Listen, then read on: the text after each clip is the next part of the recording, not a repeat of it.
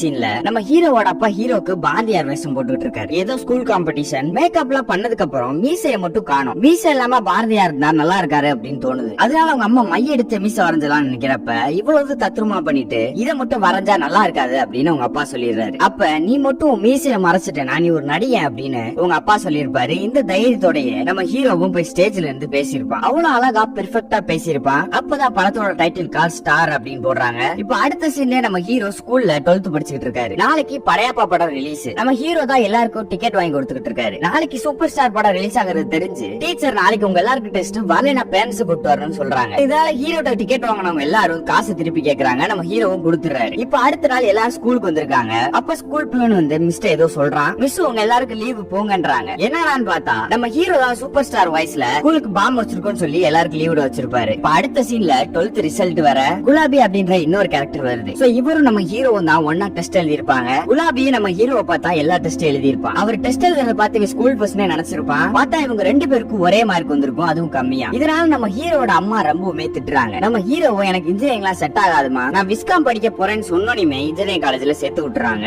நம்ம ஹீரோ கலையும் அந்த குலாபியும் தான் ஒரே காலேஜ்ல ஒன்னா படிக்கிறாங்க. அப்படி உங்க காலேஜ் வாழ்க்கை ஒரு வருஷம் ஓடிடுது. இப்ப செகண்ட் இயர்ல ஃப்ரெஷர்ஸ் எல்லாம் வராங்க. அப்ப நம்ம ஹீரோ நான் வரல அப்படின்னு இருப்பாரு. நீ வரல நானும் வரல மச்சா அப்படின்னு அவனும் வராம இருந்திருப்பான். பார்த்தா ரெண்டு பேரும் பஸ்ல ஏறி உட்கார்ந்துருப்பாங்க. வரமாட்டேன்னு சொல்லிட்டு ஏன் வந்த அப்படின்னு ஃப்ரெண்டு கேக்குறப்ப உன்னை ஃப்ரெண்டா இன்ட்ரோடியூஸ் பண்ண நான் நினைக்கல அப்படின்னு நம்ம ஹீரோ சொன்னோனையும் நம்ம ஃப்ரெண்டும் கோச்சு தங்கிட்டு போயிடுறாரு. அப்போ ஒரு பொண்ணு வராங்க. இவங்க தான் நம்ம படத்தோட ஹீரோயின். அவங்க நம்ம ஹீரோ பக்கத்துல வந்து உட்கார்றாங்க. நம்ம ஹீரோ பேசலாம்னு நினைக்கிறப்ப தூங்கிடுறாங்க. அதனால ஃப்ரெஷர்ஸ்ல அவங்களுக்காக ஒரு பாட்டு நம்ம ஹீரோ பாடுறான். இதை பார்த்து கடுப்பான சீனியர்ஸ் அவனை ஸ்டேஜ்லயே வச்சு அசிங்கப்படுத்திட்டு இருக்காங்க. இதை பார்த்து நம்ம ஹீரோ சீனியர் மண்டையவே உடைச்சிடறாரு. இதனால பேரண்ட்ஸ் கூட்டு வர சொல்லிருக்காங்க. நம்ம ஹீரோட அப்பாவும் வந்திருக்காரு. உள்ள போயிட்டு எனக்கு ஹார்ட் அட்டாக் நெஞ்சு வலி அப்படின்னு படுத்துறாரு. உடனே ஆம்புலன்ஸ் எல்லாம் கூட்டு வந்து ஏத்திட்டு போனா இவர் ஹார்ட் அட்டாக் இல்ல, சோ அங்க இருந்து தப்பிக்கிறதுக்காக நடிச்சிருக்காரு. இப்ப அடுத்த சீன்ல ஹீரோ நம்ம ஹீரோயின் கிட்ட போய் உனக்கு என்னெல்லாம் பிடிக்குமோ பிடிக்காதோ எல்லாத்தையும் சொல்றாரு. இவ்வளவு தெரிஞ்சு வச்ச நீ அடிச்சது எங்க அண்ணனு தெரியாம போச்சு அப்படின்றாங்க. சீனியர் அடிச்சிருப்பா இல்லையா, அவன் தான் நம்ம ஹீரோயினோட அண்ணன். உடனே என் பின்னாடி வராதுன்னு ஹீரோயின் ஒரு அடி அடிச்சிடறாங்க. அத காலேஜே பாத்துருது. எல்லாரும் முன்னாடி அடிச்சிட்டோமோ நம்ம ஹீரோயின் ஃபீல் பண்ணிருப்பாங்க. அப்ப நம்ம ஹீரோனோட வீட்டுக்கு போயிடுறாங்க.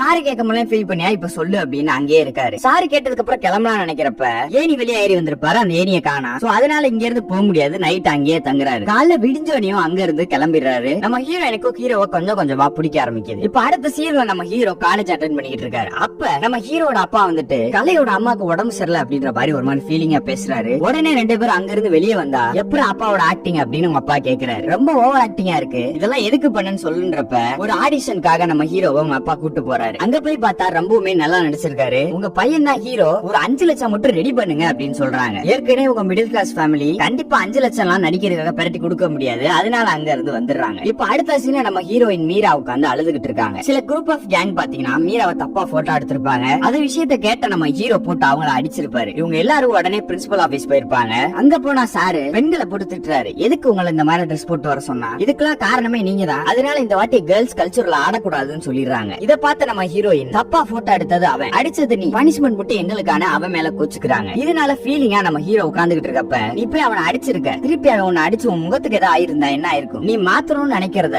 சொல்ல வேண்டிய இடத்துல சொல்லு அப்படின்றாரு. உடனே நம்ம ஹீரோவும் கேர்ள்ஸ் தானே டான்ஸ் ஆடக்கூடாது, லேடிஸ் வேஷம் போட்டு நான் டான்ஸ் ஆடுவேன், லேடிஸ் வேஷம் போட்டு அவர் அங்க டான்ஸ் ஆடுறாரு. இத பார்த்து கேர்ள்ஸ் எல்லாருமே ரொம்ப எக்ஸைட் ஆகுறாங்க. ஆடி முடிச்சதுக்கு அப்புறம் ஒரு மோட்டிவேஷனாவும் பேசுறாரு. உங்களை ஏதாவது ஒரு காரணத்துக்காக பிடிச்சு வச்சுக்கிட்டே தான் இருப்பாங்க, ரெக்கைய மாட்ட நீங்க பாருங்க அப்படின்னு நம்ம கேர்ள்ஸ் எல்லாரும் ஸ்டேஜ்ல வந்து டான்ஸ் ஆடுறாங்க. அப்பவே நம்ம ஹீரோயினுக்கு ஹீரோ ரொம்ப பிடிச்சிருது. அத நம்ம ஹீரோ டீ சொல்லிடுறாங்க. அடுத்த சீன்ல ஹீரோவோ குலாபி ஏதோ படம் பார்த்துட்டு வெளியே வந்துட்டு இருக்காங்க. அந்த படத்துல ஒரு காமெடியன் வந்திருப்பாரு. அவர் ரொம்பவுமே நல்லா பண்ணிருப்பாரு. அது ஃபர்ஸ்ட் படம் மாதிரியே தெரியல அப்படின்னு பேசிட்டு வந்துட்டு இருக்கப்ப அந்த காமெடியன் தியேட்டர்ல இருந்து வெளியே வருவாரு. அவரை ஃபாலோ பண்ணிட்டே இவங்க ரெண்டு பேரும் பின்னாடியே போறாங்க. அவரும் நான் இங்க வர 15 வருஷம் ஆயிருக்கு, அவ்வளவு சீக்கிரம் எல்லாம் சினிமால வந்துட முடியாது, நான் ஒரு ஆளை சொல்றேன் அவரை போய் பாருங்கன்னு அவரே நம்ம ஹீரோக்கு ஹெல்ப் பண்றாரு.